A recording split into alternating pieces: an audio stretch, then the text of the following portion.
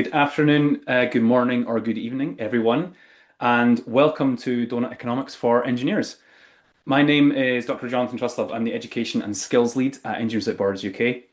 Today's conversation is about how engineers make decisions and why the frameworks we use to guide those decisions really matter. So we're delighted to be joined by a fantastic set of speakers here with us very shortly, who will be sharing the insights and experience from their everyday practice. But first, I just want to briefly frame this session. At Engineers at Borders UK, we are working to reach the tipping point to where global responsibility becomes integral to the way that engineering is taught and practiced. Over the next decade, the biggest risks we face are environmental, social, and systemic.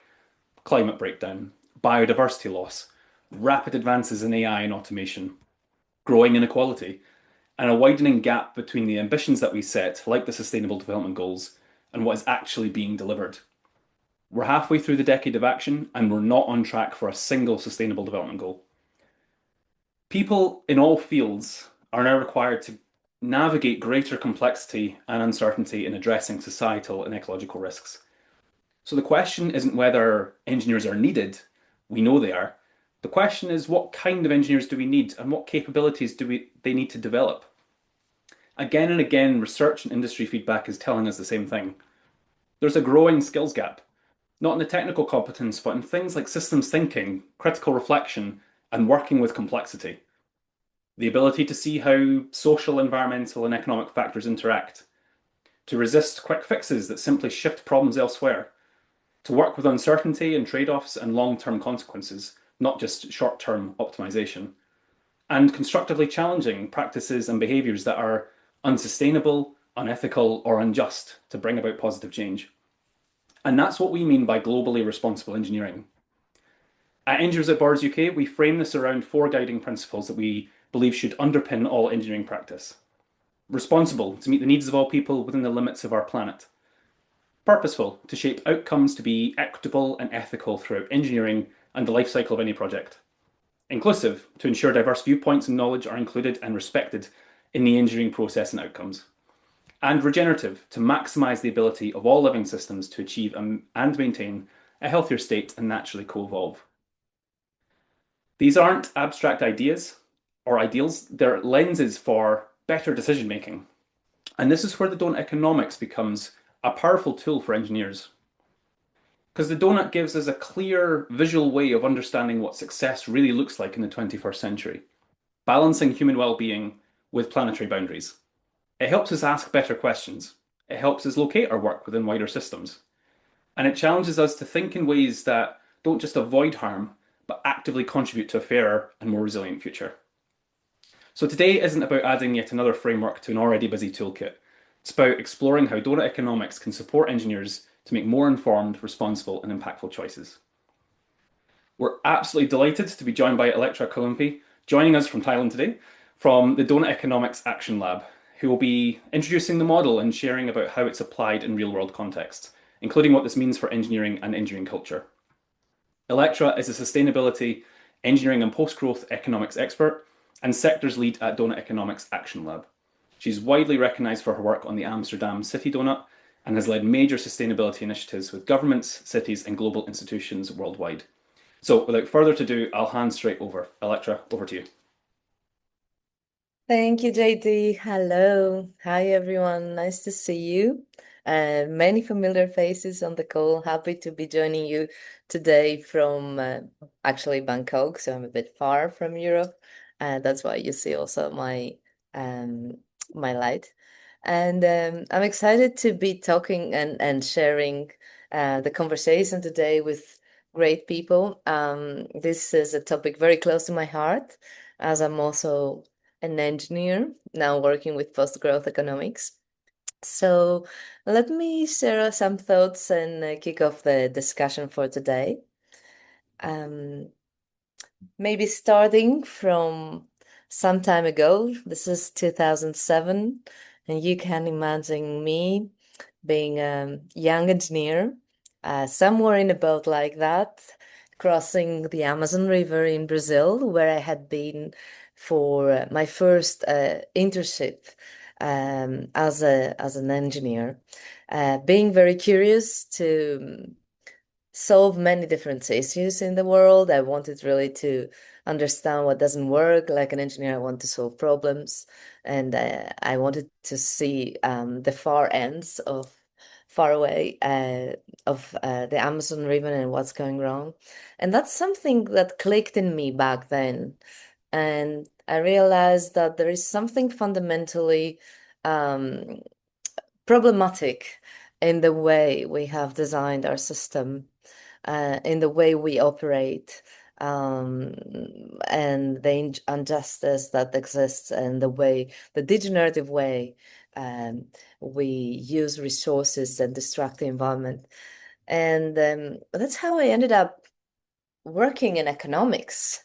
Although I never believed that I would end up in that field, I loved economics when I started realizing what they actually entail. And here, actually, this is the word economics, and the slide is all in Greek, but you can recognize as the word coming from Greek ekonomia, which means to manage the household. Ecos and nemome means managing our household. And when I realized that everything that we do uh, is about managing the way we live and our only home, which is the earth, then I started loving economics. And my life brought me in Amsterdam working with a lot of different organizations, cities, building strategies on circular economy. And there is where I came across actually I started working directly with Kate Rayworth back in 2019. We developed the first concept of what it means to apply this theoretical model of the donut into a city like Amsterdam, and how does it translate in practice? And since then, the rest is history. I have been very much working for many years with this model, and finding always fascinating how it opens up discussions in different contexts. And I'm currently leading the work on sectoral transformation for Doughnut Economics Action Lab, where sectors, we mean all these different areas of economic activity like health and built environment and tourism and you name it, all these different both industries and systems. So engineering is one of those systems, and here we are today speaking about engineering and Doughnut economics. But before going a little bit deeper into this particular niche field, let's see, for those that you are new to this model, what it is. So, as I mentioned, Kate Rayworth, the British economist, she wrote a book and was published in 2017 called Doughnut Economics: 7 Ways to Think Like a 21st Century Economist. And the book builds, and the whole concept of Doughnut Economics builds upon already existing ideas and schools of thought like feminist economics, ecological economics.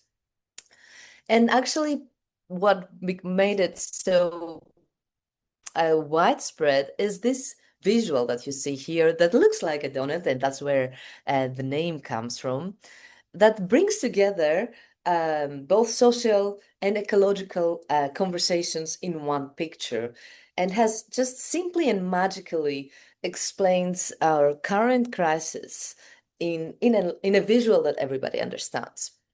So if we look at the model, there are two concentric rings. There is the inner ring called the social foundation, that's actually inspired by United Sustainable Development Goals, the goals that all countries have agreed um, to target towards, and they represent the basic essentials, um, human needs, everything that people need to have to sustain a decent living, to have the basic living. And if you see, that spans from energy, access to clean water, food, health, to political voice, peace and justice, social cohesion. So these represent the social foundation. And according to the model, nobody should go inside, in the center of of the circle, because that would mean that they would fall short, that they wouldn't have enough to meet their basic needs. We want everyone in the world, according to the model, to be meeting the social foundation, the inner ring, and moving outwards, so having all their needs met. However, the more we use resources to meet our needs, the more we are actually pushing the Earth's carrying capacity, and we are moving towards the outer ring, which represents the ecological ceiling, that it has been inspired by what the scientists call the planetary boundaries. This is the 9 critical life-supporting systems, and also indicators that shows the Earth's carrying capacity to regenerate itself.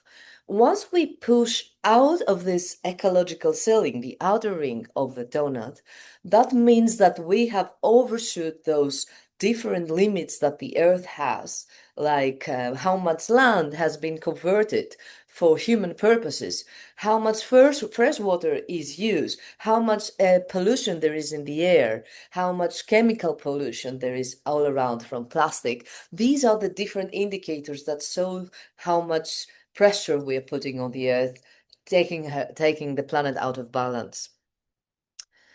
So according to this model, we want to find the sweet spot, this balancing act between these 2 rings, where everybody meets their needs and have a decent life without pushing the boundaries of the planet. So this is what the model calls and proposes as the safe and just space for humanity, or the space for a regenerative and distributive economy.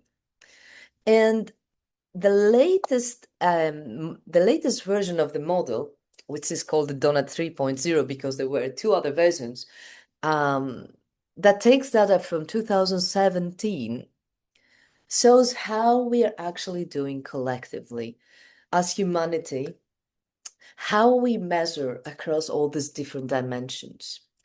And you can see by this red wedges that you can show how far out we are from being in balance, how much we fall short collectively in all those social indicators. That means that on average, humanity doesn't meet their basic needs.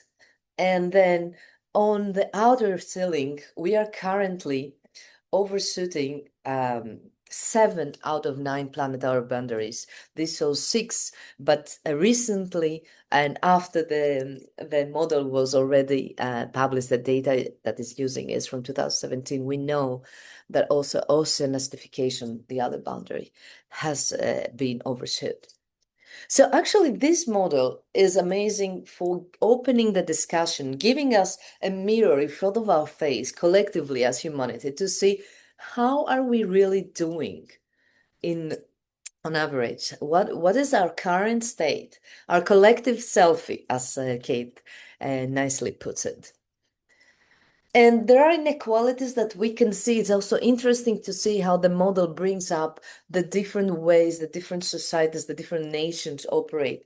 And we can see the poorest 40% of countries around the world are falling short to most of their social indicators. That means that they don't have enough to provide the basic needs to their people. As we move to the middle 40% income, middle income countries, that they are aggressively growing, they are growing their economies currently, they are moving towards pushing the planetary boundaries. And then we see the richest 20% countries, how much they are responsible for the biggest share of planetary impact currently, the climate change, biodiversity loss, nutrient pollution. This is actually the biggest responsibility comes from the richest countries. And I love this visual that shows actually what made very much impression on me is that currently, if we see all these nations, how they are populating on the diagram, we see on the vertical axis, we have the meeting the needs of all people, and on the horizontal, how can we do it within the means of the living planet? And we actually we want every all countries to move within the donut, which will be on the upper left.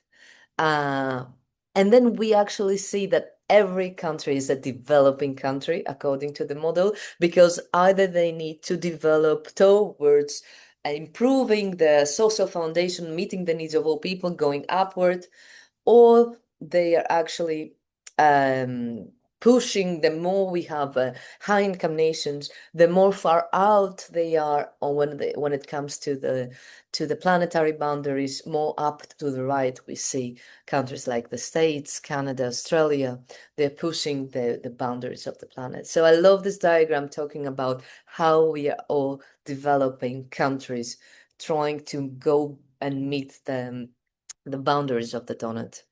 And how can we change actually this economic system? We actually need to change its dynamics. And the current economic system is traditionally a degenerative, a linear model, we can say, taking resources from the earth, making products, using them for a short period of time, and then becoming waste, just one life.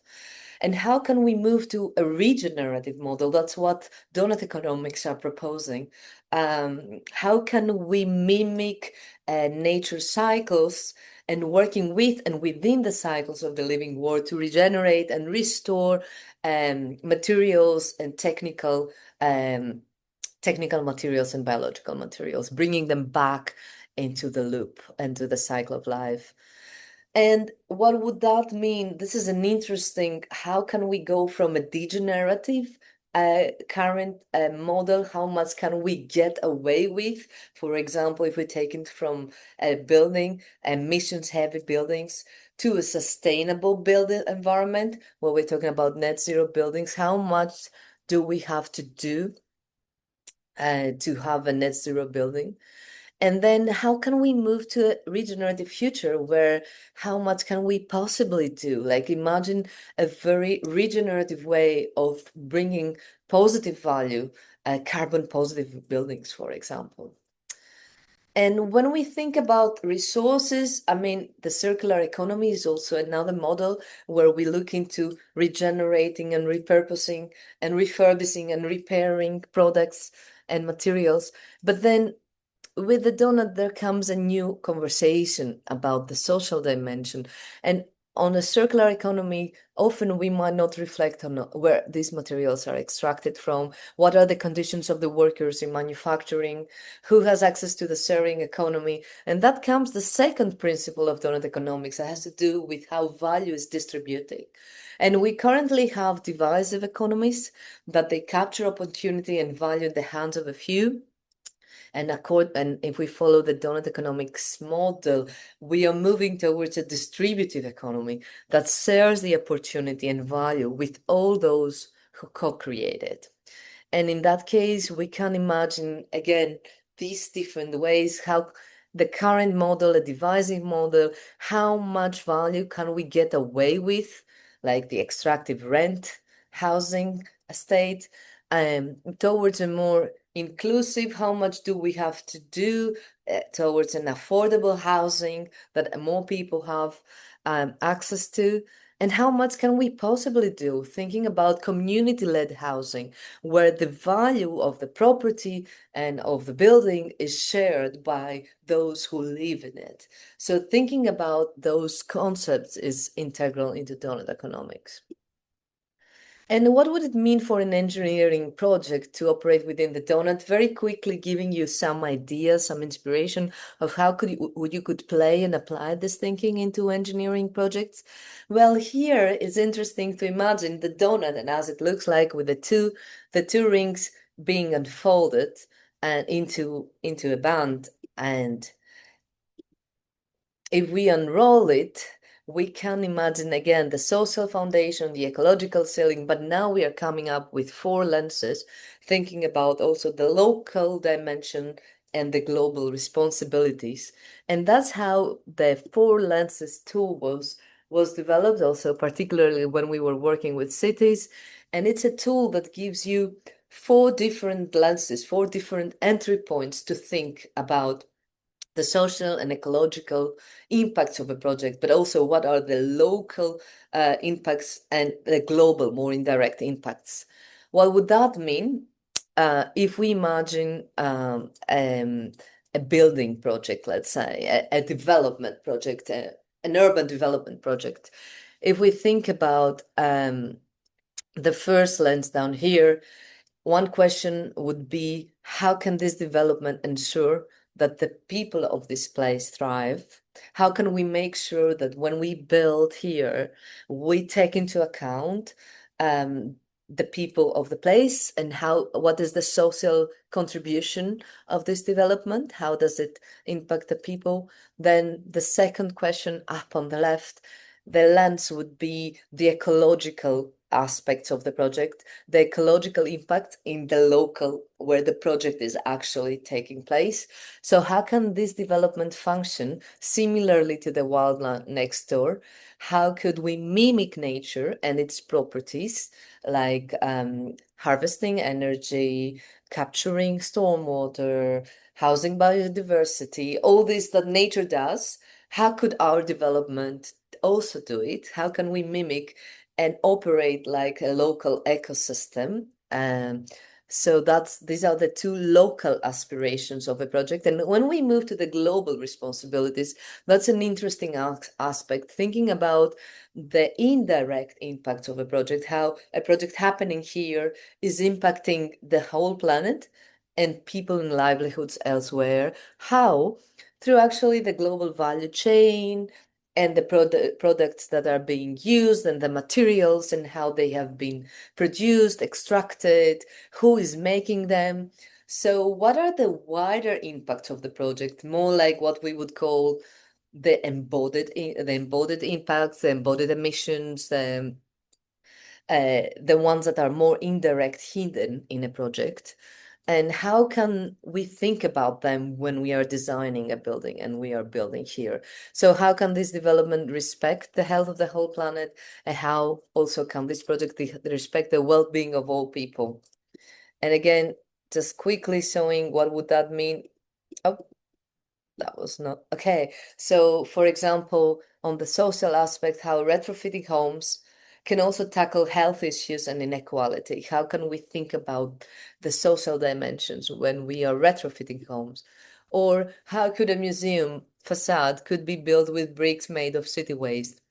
How can we mimic nature, close the loop of resources locally? Or when we think about the whole planet, a real material for the future, could homes made of fungal glass emissions from construction? How can we reduce the total emissions of the project and look into materials that either local or they are regenerative, and having much less embodied emissions? And then the last part, the ethical aspect, who is involved in the materials, who is involved in the production of materials?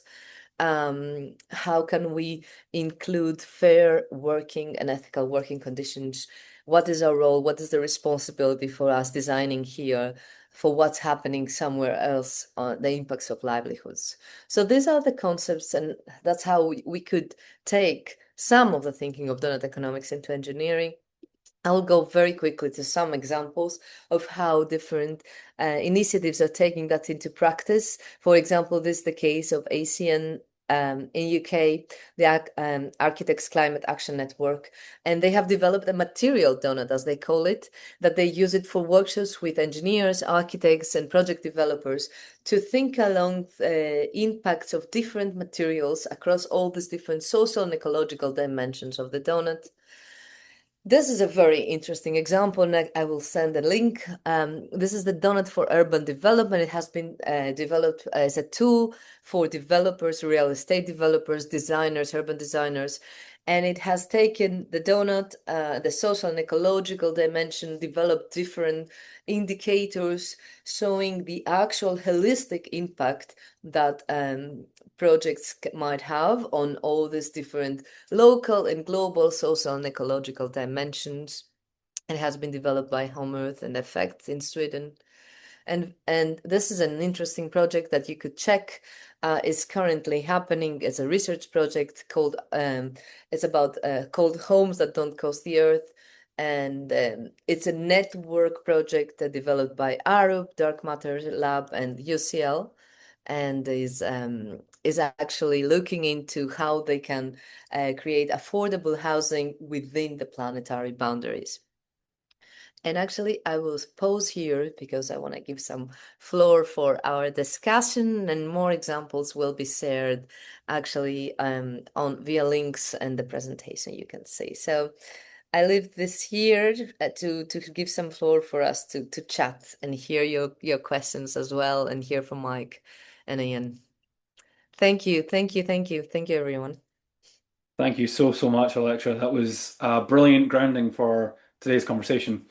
So, as Electra mentioned, we're now going to bring in our panel to explore how donut economics and the wider idea of global responsibility shows up in the decisions that are being made day to day. So, as we move into the discussion, we'd love for you to start thinking about questions that you have for our panel. So, please use the Q&A function in Zoom to share them. You can find this button at the bottom toolbar of your Zoom screen, or if you can't see it there, you can go to the More button. It's the circle with the three dots in it, and it should be there to ask any questions through the Q&A function. If you see a question that you'd really like us to pick up on, there is also a thumbs up option beside the Q&A. That will help us prioritize the questions as they come in, and we'll do our best to get to as many questions as we can. So now introducing our panelists. So joining Electra, we will be hearing from Mike Sefton, an associate at Expedition Engineering. Mike is a structural engineer and a chartered environmentalist at Expedition Engineering, focused on systemic decarbonisation of UK infrastructure. He's actively involved in sector-wide climate action through the Institution of Structural Engineers. And Ian Poole, innovation lead and environmental steward at Elliott Wood. Ian is a chartered engineer and environmentalist at Elliott Wood, leading innovation across retrofit, reuse, and low carbon design. He has contributed to national net zero building standards and brings policy, advisory, and delivery experience to embedding environmental stewardship in practice. So, welcome, Electra, welcome, Mike, welcome, Ian. Let's dive straight in. So, I suppose for Mike and Ian, to kick us off, it'd be great to hear a little bit more about your experience in the context that you work in. How can you tell us about your work, about how donut economics plays a role in that? Particularly how the social foundation and ecological ceilings of the donut inform the different opportunities for our project. Mike, would you like to kick us off? Thanks, Jonathan. Thanks, everyone. It's really great to be here today. What an amazing opening for us at Ilektra. That was awesome, and some of the framing there really fired my thinking off. Yeah, as Jonathan said, I'm part of Expedition Engineering, and we're part of the Useful Simple Trust. My day-to-day project work focuses on the systemic decarbonisation of mainly concrete, but other materials in the construction industry. And I mainly work with infrastructure clients in the UK, as they are one of the major users and influencers in how and what concrete is used in the UK. So it provides an opportunity to find potentially the greatest impact that ourselves as a small to medium enterprise can have across kind of the system of concrete use in the UK. Until 2019, I was a consultant structural engineer working on complex, large-scale international building projects, and I specialised in long-span stadia roofs, I guess, at the time. I read Doughnut Economics back in early 2020. It was a time when I just relocated my family up to Lancashire, and it was one of the main things that kind of created a fundamental shift in the way I think and the way I work these days. It made me realize as I looked at the planetary boundaries, something that I had become increasingly aware of was that the work that I'd been doing was actually fundamentally creating harm. And when I looked back across not all of my projects, but some of my projects, I realized something that had been a creeping unease was that actually they were not benefiting significantly society. So a lot of my work had created harm and not been of significant benefit to people. It was a real wake-up call, and it really shifted what I do and how I do things. It was amazing to find other people at Useful Simple Trust who were already working in that space, and to find people I could join with and collaborate with. And since then, I realized that I didn't want to go back to working on individual projects and just trying to kind of reduce the harm of those. I actually wanted to be involved in a kind of, I guess, what I now see as a system-wide effort to move us kind of within the donut. and that kind of frames the work that I do. I've heard that joking though to say this, I've heard Kate Raworth describe herself as a renegade economist. I am not a renegade engineer, but I would love to be at some point. So yeah, that's kind of me. Brilliant. Thanks, Mike. Ian, over to you. Yeah, hi everyone. It feels like a tough act to follow to go last here, but it's really a pleasure to join today. So yeah, I'm Ian. I'm a engineer, I guess. I still am an engineer, but the last 5 years of my career I've spent doing other things, I guess. I moved into net zero carbon consultancy and advisory, circular economy work as well, and then more recently. I work for Westminster Council to introduce a policy around retrofit, which means now, for the first time, we have a policy which specifically says that you can't demolish something by default, that you have to prove that that damage is justified, and which provides a lot of support for retrofitting instead, which is really amazing. And now back at Elliott Wood, I work around innovation, similar kind of field to Mike, and specifically focusing on environmental stewardship.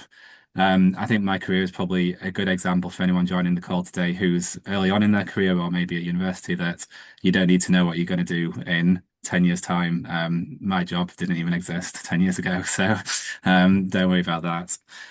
In terms of the donut and what it means to me, I kind of entered the world of environmentalism through climate action, and I think you very quickly learn that that's obviously just one small part of the problems we face. And the donut is an amazing tool for understanding those wider impacts, and avoiding the tunnel vision that you can often get into if you're just looking at climate and potentially just looking at carbon, which is one part of the climate problem. So it's a really useful framework. It's also incredibly useful for seeing interconnectedness and co-benefits. I think if you're wanting to have an impact and change, you've really got to understand the system and you've got to talk different languages. So when I first started my career, I was quite frustrated that other people didn't see things that I did, and that just saying this is going to be a carbon reduction, why not do it? And people say no, and being frustrated, you realize that you've got to provide those other reasons and understand the other reasons. And for something to be successful, there have to be those other co-benefits, and you have to understand those. And often, particularly when you talk about social foundation and a lot of the things there, they're a lot more emotive and personal to people as well. Whereas one of the difficulties with ecological issues is you don't often see them. I've never seen a carbon emission, for instance. So we care about the stuff that we see and we feel and we touch. And so if you can relate benefits which are environmental, ecological, and social and economic, and you understand those, then it's much easier to convince people to change. And most people do want to change, but it's speaking the language and understanding that. So the donut's incredibly useful in, I guess, what we call sustainability consultancy, but more kind of environmental, social consultancy. It's really useful as a tool because you can sit around the table and you can look at the impacts and you can say, where can we have a positive impact here? Where are we having negative impacts? What's a risk? What do we care about? Can we have a manifesto for the project where we say this is what we want to do and what we want to achieve? And for framing those discussions, there's no better tool than the donut. I'll stop there. Thanks, Ian. And thanks, Mike and Ian, for sharing a little bit about how this fits into your day-to-day. Great to see everyone engaging and can see the questions kind of coming in from the Q&A function.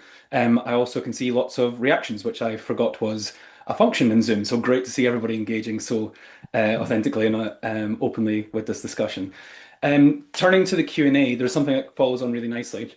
So I think for Mike and Ian, to follow up, there's a question from Lewis about how the goal of Doughnut Economics kind of benefit for the vast majority of people. Sorry, this is from Pippa Scott, sorry. First-hand experience of integrating the donut into day-to-day work, what works. So I was wondering how can the setup of an organization help us allow that approach to bring Doughnut Economics in? What's your experience with Expedition Engineering and Elliott Wood, that setup of the organization that allows you to bring Doughnut Economics into the day-to-day? And sorry, Ilektra, the question from Lewis, I think maybe fits into what we were discussing before this call, which is around how the Doughnut Economics, obviously to benefit the vast majority of people, and most engineers I know would be on board with them. Unfortunately, projects are not driven by social benefit, they're driven by corporate objectives.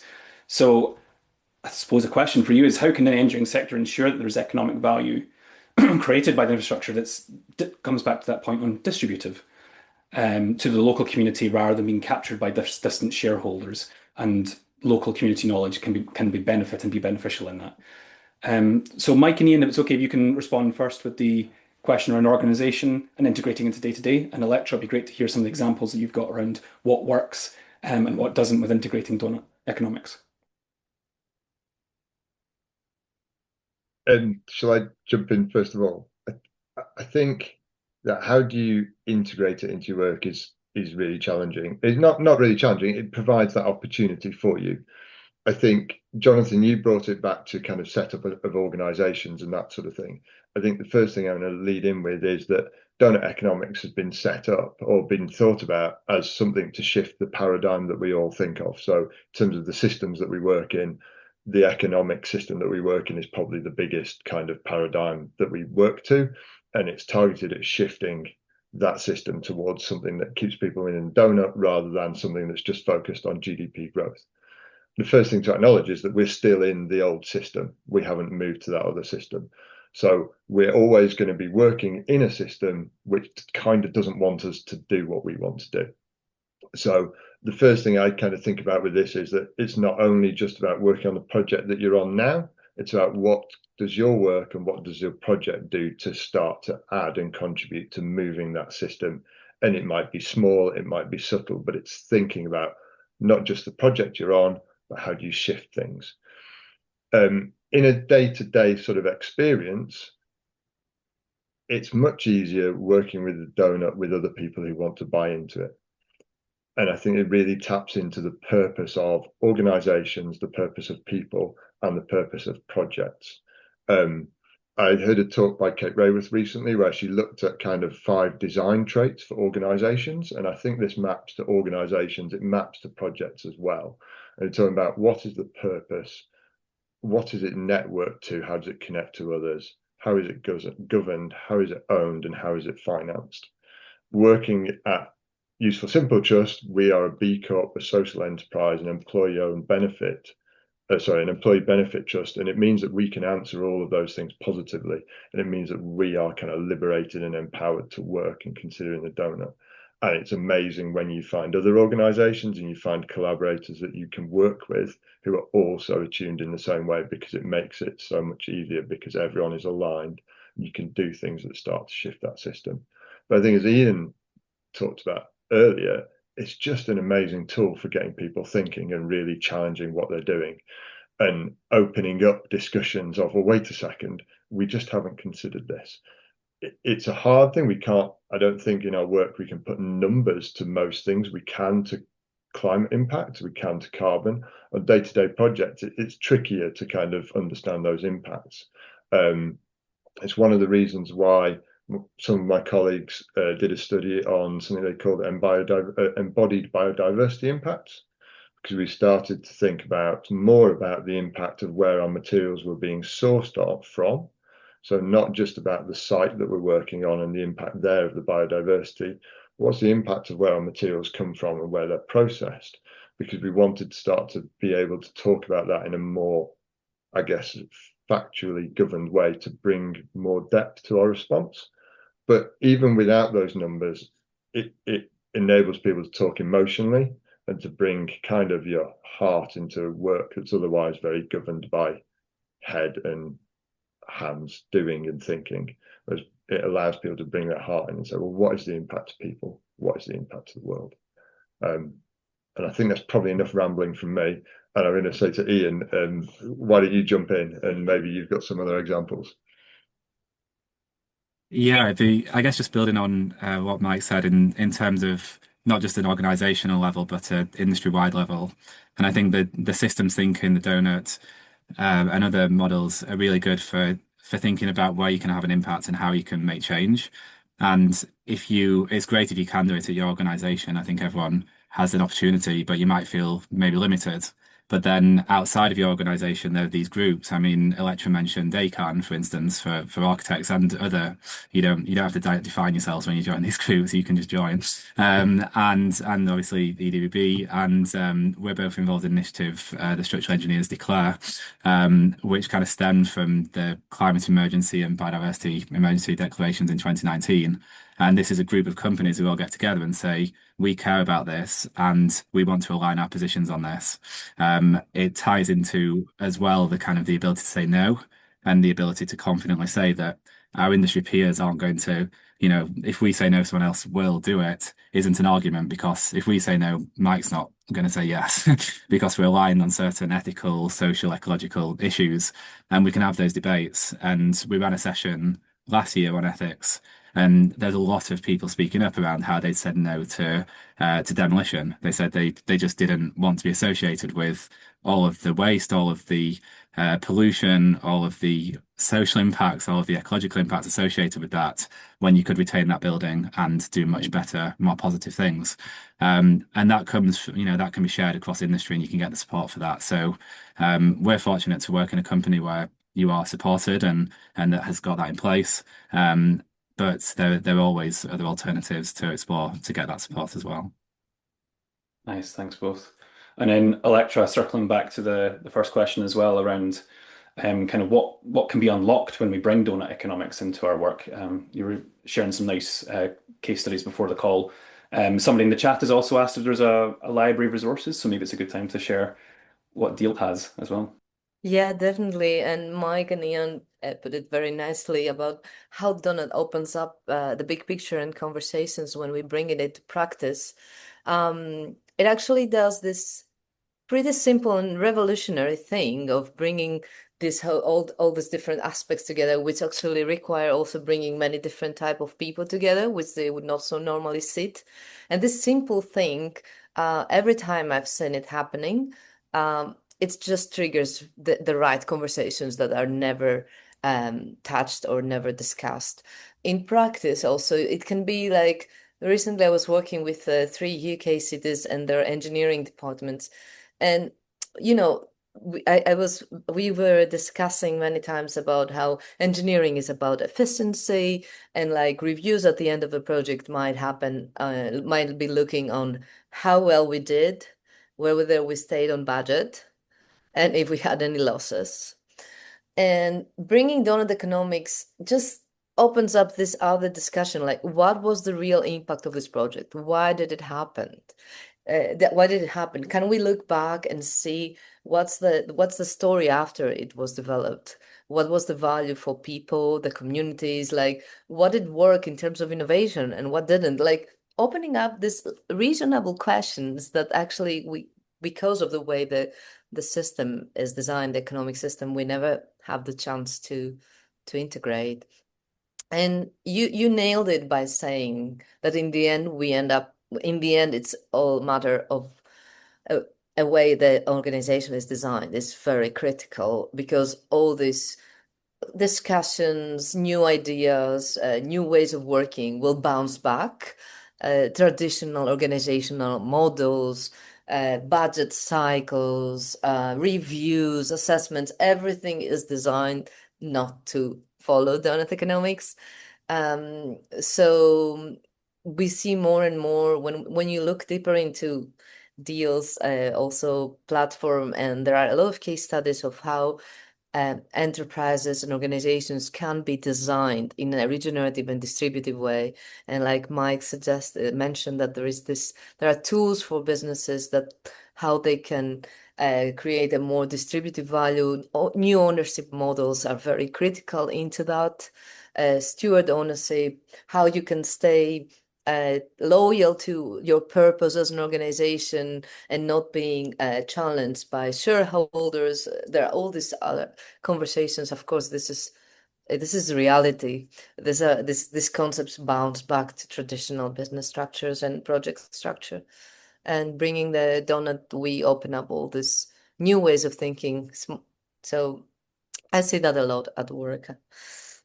I can talk a lot about this, but let's go to the next question because That's the problem. We could talk for hours about this subject. Yeah. and hopefully we'll have more in the future. Just to follow up on what the three of you were saying, there's quite a lot of chats, I think, a lot of questions in the chat that kind of resonate with this. Ian, you mentioned the kind of power of no. There's quite a lot of questions in the chat as well around how does Doughnut Economics help? How do we move from being early innovators or early adopters? How can it help me as a student? How can it help me as an early career graduate? How can it help me on small scale projects? And I think it comes back to this question of how can these groups be empowered to make change and understand the agency and influence that they have? How can Doughnut Economics support that? So it kind of comes back to this question of, no, is there a role for engineers to advise against a project? How do we advocate for better outcomes through the Doughnut Economics? So I'll open it up to all panelists around this question of purpose and advocacy.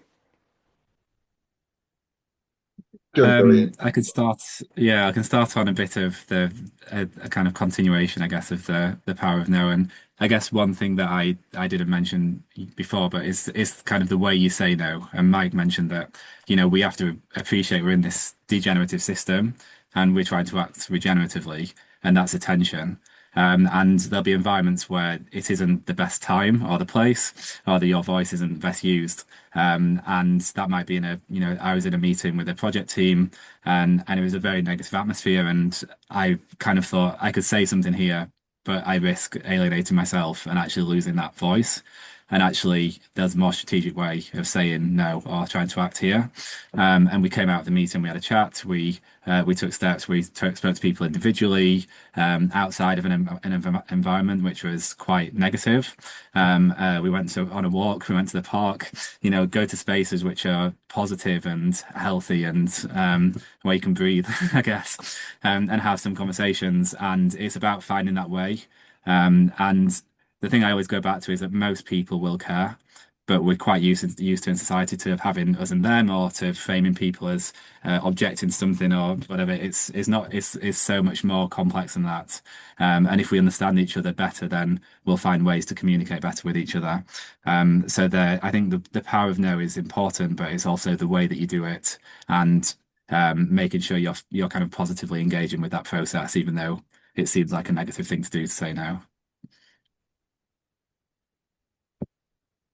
Yeah, I'm gonna flip it the other way, and I'm bringing a sort of, I guess, a regenerative word of abundance, and looking at the other way of where do you find the opportunities to not have to say no? Where do you find the collaborators that want to work in this way and in this space? How do you position yourself to do that? Because I think there's plenty of people. We've got over 200 people on the call today. I'd encourage people to have a look who else is on this call, and there's a list of people there who might want to work with you. And so I like to think of this the other way around, as to, well, where are those opportunities now to work together? Change can start from a small group of people. I mean, it often does. There's I can't remember whose quote there is about the power of small groups of people to create change, but by coming together to work in a like-minded way as a small group, you have chance to ripple out that effect in a wider way, in a place that feels positive, and a place that feels you can apply the donut to things that are happening. And Jonathan, you mentioned kind of thinking about younger engineers, graduates, undergraduates. I think there's something really interesting now. We're in this kind of period of change. It's going to continue, hopefully, for a long time. I mean, maybe we always are in change, but if we use the donut as a kind of guiding light and as a principle for where we want that change to go, we realize that the knowledge and the I guess the experience does not necessarily sit with people who we traditionally see as senior people and leaders in industry or in our organizations. It can equally sit with younger engineers who've had a different training, a different way of thinking, of bringing something through. And I think as an industry, as a world, we need to get stronger and better at listening to younger voices, bringing through their experience and what they want to be. And vice versa still, we don't lose the traditional kind of mentorship type things. So I would advocate for younger people to really, use the donut as a tool to understand your purpose and what you want to do, and then find people who want to work with you, and who you can work with, and who want to listen to you as well, and want to enable you and empower you to bring the richness of your voice through. And as Ian mentioned earlier, there are groups and organizations outside of traditional sort of business structure that you can engage with. And there's a whole cohort of people just listening in today as well, which I think is quite exciting. Yeah, I mean, I love it. I love hearing you both. So encouraging. I would agree to flip it. I do think there will be more and more projects where we will have to say no. And yet I see there are many, many people. It's also my work to see them and find them. There's so many people that understand this work nowadays. Even in these dark times where we are in, I see a lot, there are many more people who understand this work, who can speak this language. The donut is powerful because it's simple, it's accessible. Just like if we move away from jargon language and just be simple and real, like, there will be a lot of new opportunities open up. And I see that every time I work with people and they don't know how it just changes the conversation, changes the point. So I would encourage people to keep on doing the work, and there are many others out there that understand it. And the changes can be subtle but still powerful.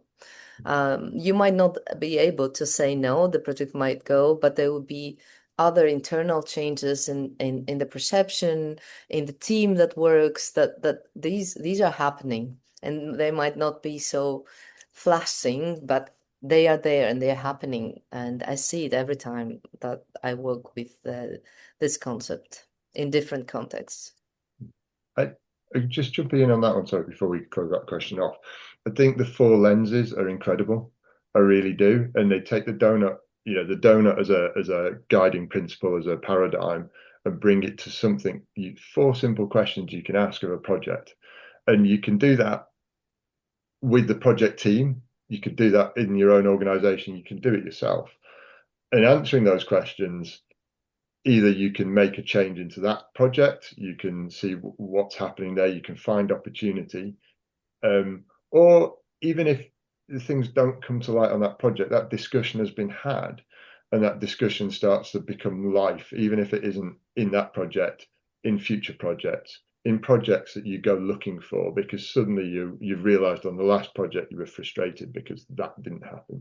You weren't able to acknowledge that quadrant. And so suddenly next time you're looking for projects, those things are starting to come to life on the next project, or just in discussion, and everyone in your organization starts thinking about this sort of thing. And I think there's something about this, and I love these four quadrants, and it's sort of it's inherent in here, I think, but actually I kind of like to bring this out. These four quadrants are not just on your project about now. So these four quadrants could be about, well, what does your project do now? But they're also, well, what does our project do in the future to these four quadrants? What opportunities does it open up for this project as it evolves? It's not an end. A project is never creating an end product. So that end product has a life beyond. But maybe beyond your work in that project, where does that project go? But also, what have you left in the system behind? Have you changed the way material production happens? Have you changed the way people are thinking? These things are as much of the product of our work as the actual project that's delivered at the end of that particular piece. So I really love these four lenses, but I also then kind of have them going on into time beyond just now. Yeah, maybe just to say quickly that all these materials, the tools, the four lenses, but many others as well, are accessible on Deal's platform, open source for everybody to use and integrate in their projects and lectures into anything, into their workshop. So it's worth having a look. We can share the link of the platform where you can see tools developed by the Deal team, but also from all practitioners around the world who are integrating these ideas and improving and developing further and exploring and experimenting in practice. Amazing. Thank you. Thank you all. And yeah, Deal have a fantastic community and bank of resources you can go to learn more about that. In the interest of time, I know I do apologize. We're getting close to the hour.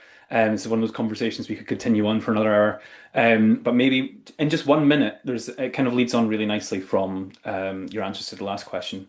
And I hope that the panelists have answered some of the questions around like how the donut economic lenses adds that simplicity of language to help us understand what that looks like. Grouping a couple of questions together, in 1 minute from each of you, if possible, and in the interest of keeping it simple and accessible, what does regenerative and distributive look like to you in practice?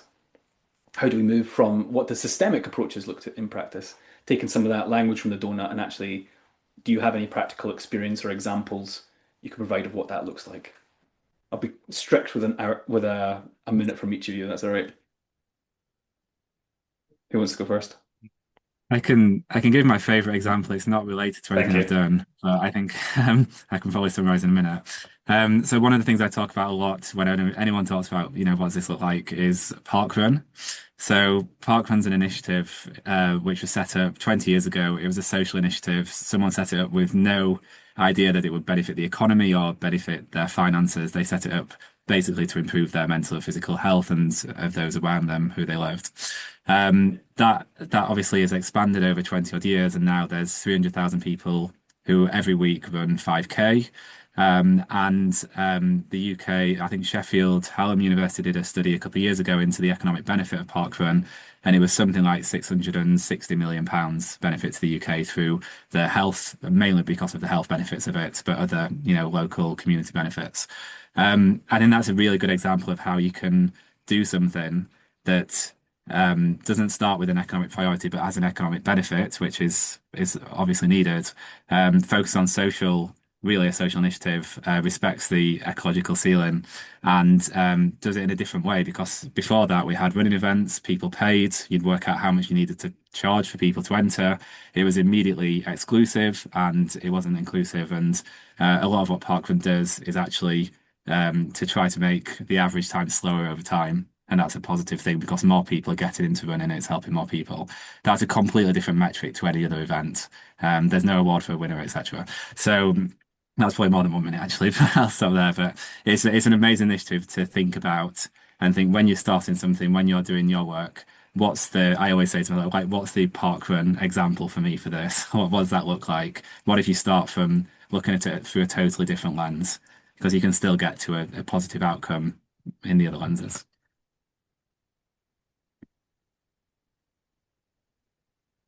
Shall I go? Ilektra, go for it. Yeah. Well, very quickly, just because of the lack of time. Regenerative, as I mentioned on the presentation, you can imagine in an engineering practice in construction, anything that repurposes materials, all the circular ideas of materials in construction, regenerative materials coming from waste, coming from bio-based resources like mushrooms for insulation and all this. This is a regenerative example. And then distributive, I mentioned it again about all these new ways of ownership. Imagine there's an example called crowd building. In Amsterdam is a steward-owned business that is dedicated to making community-led housing. And so they are providing advisory to community groups that want to develop their own housing, and they are steward owned. So again, how can we distribute value and resources? How can we move away from divisive real estate examples to property that is shared by many? So these are very quick two ideas of what it could mean in practice to apply those concepts. Thanks, Ilektra. Mike, over to you. Can't believe you've just asked us to describe regenerative in a minute. I think there's some words that come out for me. One is like being generous, being generous, realizing that everything you're doing is part of different systems that are all interconnected, and trying to hold and understand how those interconnections work and how your work can enhance those things to leave places in a better way than they were before you were involved. And I think I mentioned it earlier on. I think a lot of it's about moving from just working in a way that's with our head and our hands, just thinking and doing type work, and actually being able to bring our heart into what we want to do, bringing a purpose that's really about doing, sort of in simple terms, doing good in a way that considers the widest possible things you can. And it's incredibly challenging and it's incredibly difficult as engineers who, I was trained in one small, narrow area to do that incredibly well and to allow others to think about other things. But actually, we need to be able to think across many different things and bring in many different voices and ways of thinking into what we do now. And all of that will feed into beginning to become regenerative. Fantastic. Well, thank you so, so much. Apologies as well, we're a little bit over time, but we will just conclude shortly. Thank you so, so much, panelists. Thank you so, so much, everyone who shared their amazing questions and reflections. This is one of those conversations that could have gone on for hours, and it probably should have. But the questions and topics that have been suggested might set the stage for something else in the future. So we hope today is not just giving you an insight, but practical ideas and new ways of thinking about how Doughnut Economics can inform your work. If you're keen to go further, there are a number of ways to deepen your understanding and build the skills needed to apply global responsibility in Doughnut Economics. While we share these, we're going to also share and activate a very short poll. We'd really appreciate if you can complete this to let us know how helpful today was, and if you have found, how helpful you found today, how helpful you found the topics, and also what could we explore in future sessions around Doughnut Economics. But yeah, Ilektra, over to you to share anything from Deal's side. Any particular tools or resources you want to highlight before we conclude? Thank you, Johnny. I just shared it on chat. You can find all kinds of tools at the platform of Doughnut Economics Action Lab. I also shared the guide for sectors, particularly where many of examples I spoke. Also, built environment is one of those that you can see many on the guide. And I also shared my mail for those who are keen to explore more this work and how to bring it into practice in engineering. I would be happy to have a chat. Lovely. Thank you very much. If today's conversation has sparked questions about how you can show up as an engineer, how your organization makes decisions, Engineers Without Borders UK's Competency Compass is designed to take you to the next steps. That's what's on screen at the minute. So the Compass brings together 12 essential competencies grounded in the principles of responsible, purposeful, inclusive, and regenerative. It's a practical framework that you can use to reflect on your current practice and identify where you want to grow as an individual, as a team, or as an organization. And as part of this, you can explore the Global Responsibility Portrait, which is our new self-assessment tool, completely free to use, helps you pause and understand how global responsibility is showing up in your work and where there's opportunities to develop further. There will be a link in the chat. And then the final part of that is together, if you want to go deeper, we have a learning library. This recording will be on the learning library, which is a curated set of practical resources linked to each competency to help you build knowledge, apply skills, and develop your mindsets to work with complexity and systems change. So together, these tools are designed to help you move from insight to action and embed global responsibility in your day-to-day. And if you'd like to stay connected with Engineers Without Borders UK and be more directly involved in our work, there are a few ways to do that. One is by volunteering. We're always keen to hear from engineers and professionals who'd like to support our design challenges by reviewing student work. That was talked about during our panel discussion today around the importance of the next generation. It's a really tangible way to contribute your expertise and help shape the next generation of engineers. If you're joining us from an organisation and are interested in playing a role in shaping more globally responsible engineering sector, we'd love to talk. Whether that's through collaboration, learning, or supporting our programs, please do get in touch. We're always open for a conversation. And finally, if you found today's session valuable and would like to support our work to reshape engineering education and practice, you can make a small donation via the link in the chat. There's absolutely no pressure at all, but every contribution helps us continue this work. We'll include all the information and all the links mentioned in our follow-up email. If you have any questions at all, please don't hesitate to get in touch with us at community@ewb-uk.org. Thank you again for joining us. Thank you, Ilektra. Thank you, Mike. Thank you, Ian, for sharing with us. And everybody, I hope you have a great rest of your day. Thank you. Thank you, everyone. Everyone. Thanks, everyone.